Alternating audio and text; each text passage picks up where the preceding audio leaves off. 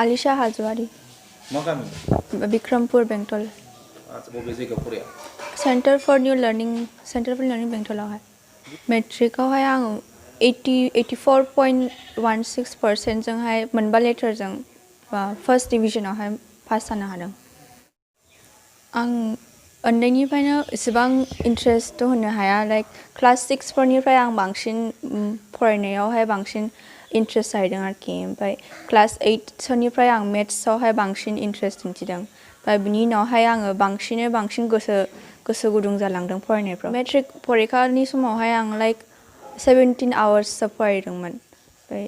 बिदिनोसै बाहेरावफ्राव ओंखारनायाथ' बांद्राय गैयामोन न'आवनो बांसिन थायोमोन आङो फरायनायावहाय मामि बाबा सानैबो नायदों ओमफ्राय क्लास 10 सिम दोनलांनाय मानायफ्रावहाय मामिया बांसिन थांदों माबाफ्रावहाय ओमफ्राय बाबायाबो गेजेरावहाय गावनि साबजेक्ट ससियेल साइन्सखौहायसो नायदों ओमफ्राय बाहेरावहाय थांनाय मानायनिफ्राय एसे बेन्ड खालामनानै दोनदों मामिया होनोमोन कि दा नों फरायनायानोसो नोंनि लाइफआ होननानै नोङो उनावहाय जेबो जानो हायाबा नोंखौहाय मानसिफ्रा मोजाङै नायनाय नङा आरो नोङो फरायाबा नोङो उनाव खस्थ' मोननांगोन आरो फिजिकेल खस्थ'थ' नों इसिबां लानो हानाय नङा बेखायनो नों फरायनायजोंनो गावखौनो गाव एसे मोजां स्टेबल पजिसनावहाय खालामनानै ला बिदि होनोमोन आरोखि मामि बाबाबो बिदिनो होनोमोन मेट्रिक पास जाखांबाय मेट्रिक पास जाखांनायनि उनाव नोङो बबे आयदाजों नोङो आर्ट्सजों फराया ना साइन्सजों फराया ना कमार्सजों फराया साइन्सआव फरायदोंमोन मा थांखि लानानै नोङो साइन्सखौ सायख'नानै लाया थांखियालाय MBBS खौनो लादोंमोन फार्स्टआवहाय बोसोरनैखौ मोजाङै इसिबां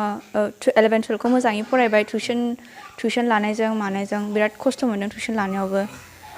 बङाइगावहाय थायोमोन ओमफ्राय टिउसनाबो मोनसे जायगायाव नङामोन दाबनै दाथाम जायगायावमोन ओमफ्राय सानसेयावनो मोननै मोनथाम टिउसन जायोमोन बिराद खस्थ' मोनोमोन आरोखि ओरै खारलायनो ओमफ्राय बिनि गेजेरजों 12 जोबनायनि उनावहाय आरो बोसोरसे कचिं लाबावदों MBBS नि थाखायनो बिनि सिगां माने जेब्ला 12नि बोर्ड्स एग्जामा जोब्बाय अब्ला बोर्ड्स एग्जाम जोबनाय लोगो लोगो एग्जामखौ ओरैनो होनायदोंमोन आरोखि बेयाव प्रिपेरेसन खालामना होआखैमोन जायखिजाया नायनो थाखाय माबायदि कुइसनफोर फैयो बेफोरनिजों लोगोसे आं JEE खौबो होफादोंमोन जानुवारियावहाय खस्थ'आथ' बिराद खस्थ' खालामनांदोंआनो फरायनायाव रेस्ट गैया आरो बिनि उनावहाय नोङो फरायलाबो थोआ माने नोंनि इनफरमेसनानो एसे सर्टेजबो जाहैयो ओमफ्राय गोबां डाउट्स थायो नों सोरनाव सोंनांगौ जायो ओमफ्राय बिनि उनावहाय जोंना ओरैहाय साइन्सनिबो ओंजोमाना न'खरावहाय बेखायनो लोगोफोरनिफ्राय एसे एनै सोङो ओमफ्राय टिचार्सफोरनाव एसे एनै सोङो होमब्लाबो एसे थालाङोमोन आरोखि ओंखायनो खस्थ'आथ' बोसोरसे कचिं लादों होमब्लाबो बोसोरसे कचिं लानायाव फुरा मेन्टेलि फिजिकेलि ट्रमाटाइजखा आरोखि लाइक आरो बिनि उनावहाय ससियेल लाइफआबो नोंना फुरा बेन्ड जाबाय गावखौनो गाव फुरा लाइक लेफ्ट आउट मोनो आरोखि माने एकदमबारे हारसिं आलदा खालामनानै दोनजानाय बिदि मोनो आरोखि फरायनायानो बिराद माने माबा मोनो आरोखि 354 मोनदों निटनाव सिलेक्सनाव मेडिकेल कलेजाव नोङो सिलेक्सन जाखो दिपु मेडिकेल कलेजाव over India like almost 16 lakhs केन्डिडेट्समोन एबारहाय ओमफ्राय बियावहाय आउट अफ 16 लाख्स लाइक 7 लाख्ससो सिलेक्ट जादों खोमा माने क्वालिफाइ जादों आरो क्वालिफाइ जानाय लोगो लोगो नोङो मोनगोन कलेजखौ बेथ' नङा बिनि उनावहाय नोंना काट अफनि माबा फैयो काट अफआ बेसेबां हाइ थाङो बेसो आरो नोंनि मार्क्सआ खमब्ला नोङो क्वालिफाइ जालाबो मोना ओंखायनो कम्पिटिसनानो MBBS आवबो आरो JEE आवबो मोननैयावबो बिराद गोराखा आरो बांसिन MBBS आवहाय सिट मोननो बिराद गोब्राब आरोखि एबारना I guess फार्स्ट काउन्सेलिं जाबाय दा सेकेन्ड काउन्सेलिं जाथ'वाखै फार्स्ट काउन्सेलिंआवहाय आं खोनानो मोन्दों 350 माबामोन काट अफमोन खरसायालाय थांदों माबा कचिं लानायफ्रावहाय कचिंआव लानायाव थांदों आरो 11 12आवहायबो बिराद थांदों बिनि उनावहाय हेफाजाबा आंनि मामि बाबायानो होदों बांसिन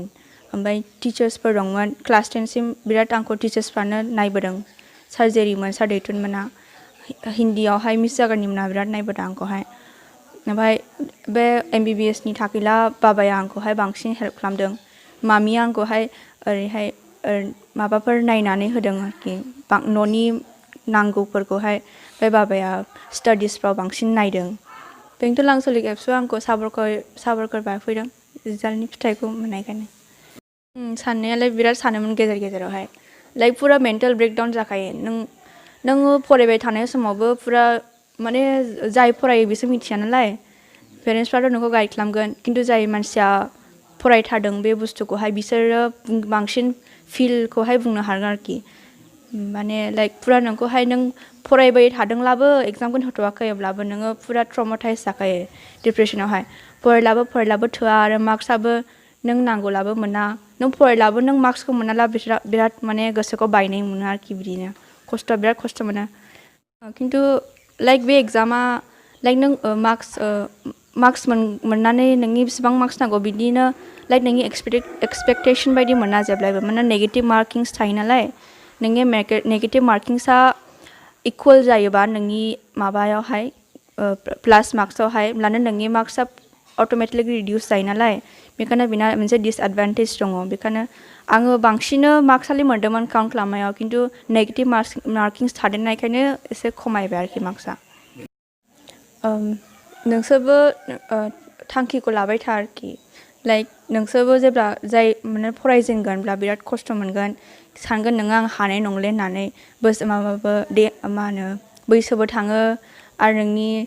ओमफ्राय गेजेर ससेयाव नोङो हानाय नंले बायदि मोनो आरो नों मोनगोन कि लाइक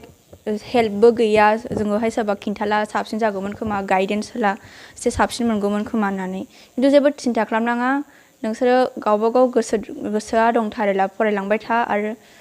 बेसेबां खस्थ' खालामनो हायो खालामबाय था लाइक नोङो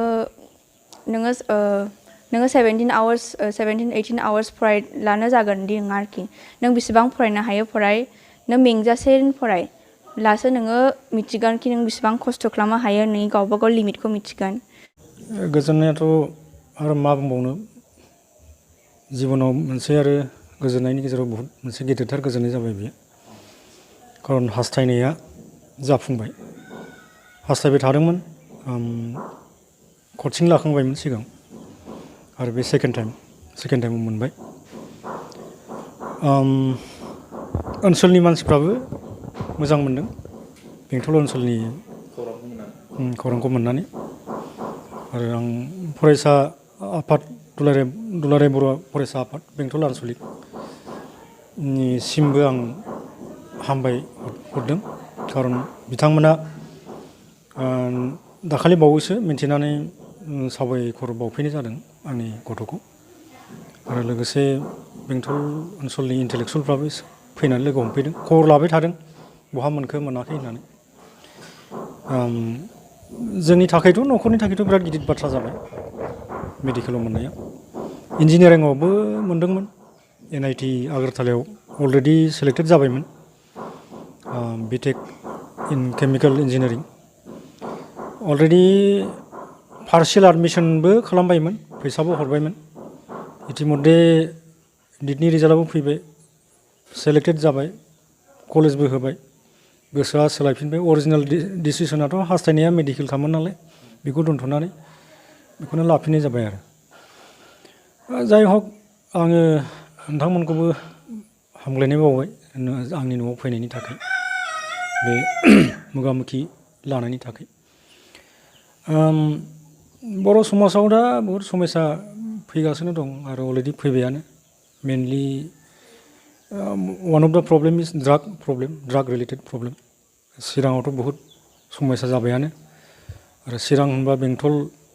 सान्तिपुर दादगारि बिराद समस्या जानानै दं दा बरंस' आंनि न'आवनिनो सोरबा सासेया दा दङ ड्राग्सआव समस्यायाव गोग्लैनानै दङ बेफोरनि थाखाय चिरां डिस्ट्रिक्टआ बिराद फावसायनानै दङ ड्राग्स प्रब्लेमखौ ड्राग्स रिलेटेड जेंनाखौ जोङो सुस्रांथारनांगोन समाधान खालामथारनांगोन आरो आं दिनैनि बे मोगा-मोगिनि गेजेरजों पेरेन्टसफोरखौबो खावलायहरगोन गावनि गथ'फोरखौ जाहाथे मोजाङै बेङो जाजेननायनिफ्रायनो खारन ड्राग्स प्रब्लेमा उनाव रालाङोबा मेचुर जायोबा बेखौ आउट अफ कन्ट्रल जायो ल' एन्ड अर्डार प्रब्लेमनिसिम थांगोन बेबायदिनो आरो दा जाय हक आरो मोनसे खोथाखौ आं शेयार खालामबावनो सानदों बेनो जाबाय स्पेसियेलि इन्जिनियारिं आरो मेडिकेल कलेजफ्राव मोननो जुदि थांखि दङबा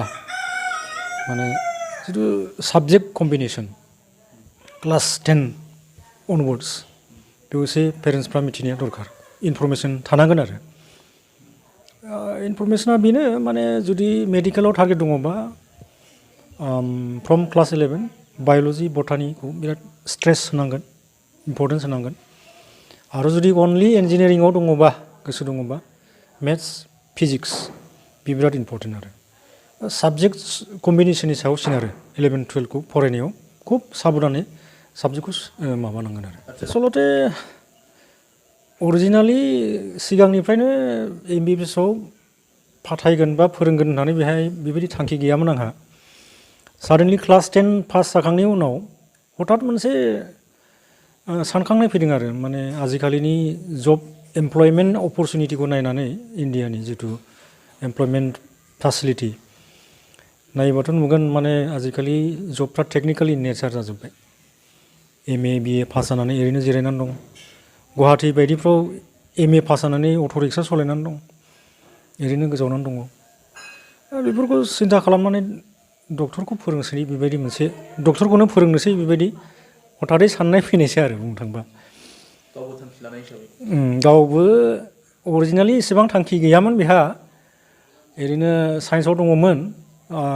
एस्ट्र'नमार जानो माबा मोनसे जानो साइन्टिस्ट जानो बेफोरबायदिसो बुंलाबाय थायोमोन सिगांहाय एसे बुंनो थांबा आंनि एसे जर होनायाव बाय'लजि बा डक्टराव एसे गोसो जासिननायखौ नुनो मोनो आरो गावहाथ' साइन्टिस्टथिंजाय एसे माबा इन्ट्रेस्टखौ बुंबाय थादोंमोन आरो जाय हक बिदिनो क्लास 12 बा पास जाबाय साक्सेस जाबाय नाजानोसै होननानै नाजाबाय क्वालिफाइ जाबायबो गिबि खेबावनो खिन्थु भाग्य क्रमै माने MBBSखौथ' मोनाखिसै मार्क्सआ खम हिसाबै अबयसे आयुर्वेदिक मेडिकेल कलेजफ्राव मोनगौमोन खोमा डेन्टिस्टफ्राव नाजानाय मोनबा नांस्राला MBBSखौनो नाजाबावनोसै होननानै आरो सेकेन्ड टाइम नाजानो एबार मोननैबो नांबाय आरो NIT आवबो नांबाय इन्जिनियारिं सेक्सनाव प्लास निट मेडिकेलावबो नांबाय आरो बेनिफ्राय साबसिनथ' आंनि थाखाय आरो न'खरनि थाखायथ' मा थाबावनो बहुद खुसि बरंस' आं दहायनो बुंबाय खाथिनि मानसिफ्राबो खुसि हिन्जावसा गथ' हिसाबै डक्टर जासिगोनानो जेनेबा हमनानै लाबाय 6 बोसोरसोनि उनाव बेखिनि आरो एक नम्बरावथ' बे आंनि हिन्जावसा गथ' जाहैबाय बे हिसाबै हिन्जाव गथ'फोरखौथ' बांसिन बेंखानांगोन ओरैनो हस्टेलाव दा अलरेडि एडमिसना जाबाय 15 डिसेम्बराव क्लासआ जासिगोन होननानै बुंदों खिन्थु फाइनाल नङा होननानैबो बुंदों जोङो इन दा मिन टाइम मोनसे खबर हरबावगोन होननानै बुंदों डिउ टु COVID-19 प्रब्लेम दा जाय हक आरोबाव खस्थ' लाबावनांसिगोन आरो हिन्जाव गथ' हिसाबै जोङो जालदाब हस्टेलावबो माने गारनानै दोनहैनाया थिग जाया एक्सट्रा केयार लानांगोन आजिखालिथ' समाजाव हिन्जाव माहारिनि सायाव एसे नोजोरफ्रा बारा थिगबो गैया एसे गुबुंले माबा दङ थासारि दङ बेखायनो माने बेंनायाथ' थाबावखानांसिगोन थाखा फैसा थांसिगोन नायनाय मानायफ्राव जेबो अरजालिला माने जिहेतु माने साक्सेस जाबाय जिबनाव बे खस्थ'आ फिथाइयाथ' मोजां थायगोन होननानै जों आसा खालामदों खस्थ'खौ लाबावनांसिगोन आरो आनादार 6 to 6 आरो 6.5 बोसोरखिनिखौ खस्थ'खौ लाबावनांसिगोन पेरेन्टस हिसाबै